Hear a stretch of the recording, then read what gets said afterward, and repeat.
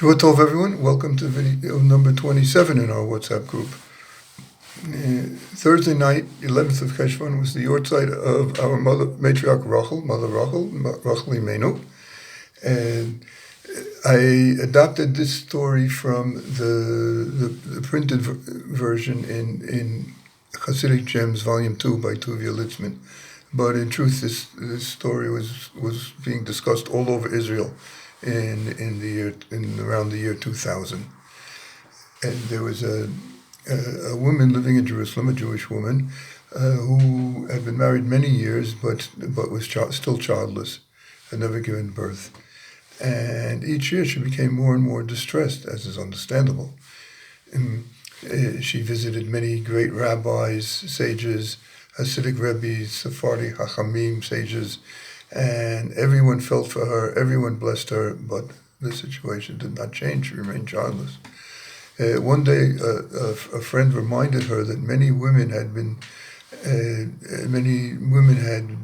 childless women had been remembered when they prayed for children at the tombsite of Rachel, of our Matriarch Rachel. The woman accepted this advice positively, and she decided that she would commit to going once a week, to traveling once a week to Kever Rachel and saying the entire book of Tehillim, all 150 Psalms. She did this for a few months and was delighted to discover that she was pregnant. And indeed, it was just about exactly a year from when she had started this pilgrimage that she gave birth to a baby boy. She was ecstatic, her immediate family was ecstatic, her extended family was ecstatic, her friends and good friends and her acquaintances, everyone was joyous for her. It was such a special thing, giving birth after 20 years.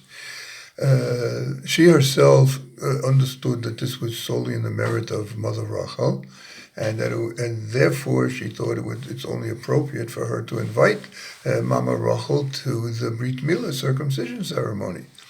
So she engraved a piece of white paper with nice Hebrew script and put it in a white envelope and made a special trip, an additional trip to Kever Rachel, to the tombsite of Rachel in Beit Lechem. Beit Lechem, or Bethlehem, as they say outside of Israel. But when she got there, she couldn't get in.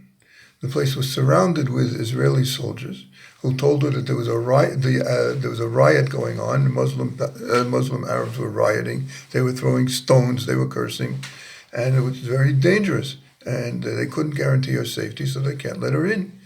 And she begged and she pleaded and she explained, but it didn't matter. Their only concern was for her safety. So what did she do?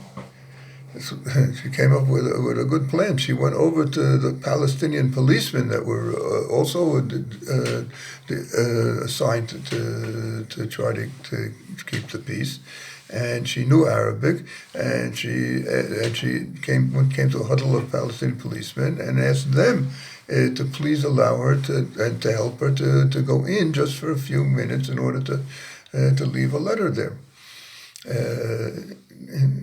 They were intrigued by the idea, and the higher-ranking policemen there assigned 4 patrolmen to escort her into the tomb site, to remain there till she finished delivering the letter, and then to escort her back. And this they did, and she thanked them profusely.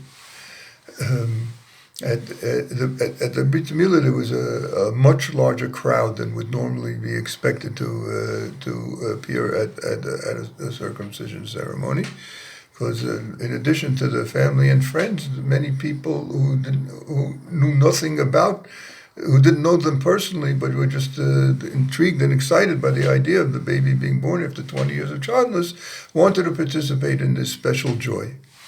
And so it was a very thrilling atmosphere of happiness and specialness in the hall. Just before they brought the baby in for the actual circumcision, so a very elegant woman entered the hall. She was wearing a long white dress, and she seemed very special. No, there wasn't anybody there who knew who she was, but some of the women were so intrigued by her that as she passed them by, they stood up to shake hands with her or pat her hand or in some way to make contact in order to be able to interact with her. Maybe 5, 6 different women did this. And the woman herself, however, walks directly up to the mother and told her Mazel Tov and kissed her on each cheek, as far the custom. And then she left. The ceremony was, as I said, very exciting. Everybody was very pleased and thrilled that they had merited to be there.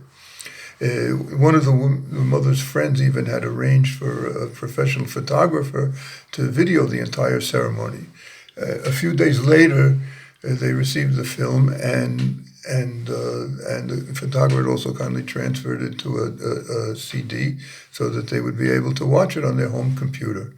So the family sat around and eagerly to watch, and they saw something very strange.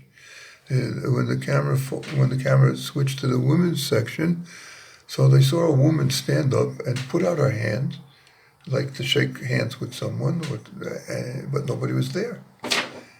And then another woman stood up and did the same, put out her hand, but was just hanging in the air. And another woman and another woman and another woman would put out their hand, but there was nobody there. And then the camera focused on the mother, who had her arms out as if she was embracing someone, but there wasn't anybody there, and offering her cheek to be kissed, although there wasn't anybody there. They couldn't believe what they were seeing. They watched it again and again, and they called in other people who had been at the Brit Milah to see it also, and everybody had to accept the evidence of their eyes. The camera had just not been able to capture the image of the elegant woman in the long white dress. This is a wonderful story, but it should be mentioned for background that it is indeed to this day a very strong custom in Judaism not to invite anyone to a Brit Milah ceremony. It's perfectly fine to notify people, tell them when and where, but not to pressure them in any way that they should come, because a Brit Milah is so important, it's so integral to the survival of the Jewish people that an invitation would be almost like a command. Just because it's such a special event, who can turn it down? But not everybody can attend every brit, especially if you lived in Israel, and there's a few every day wherever you live. But in all Jewish communities everywhere, the custom is clear. You don't invite directly someone to come to a Brit Milah ceremony.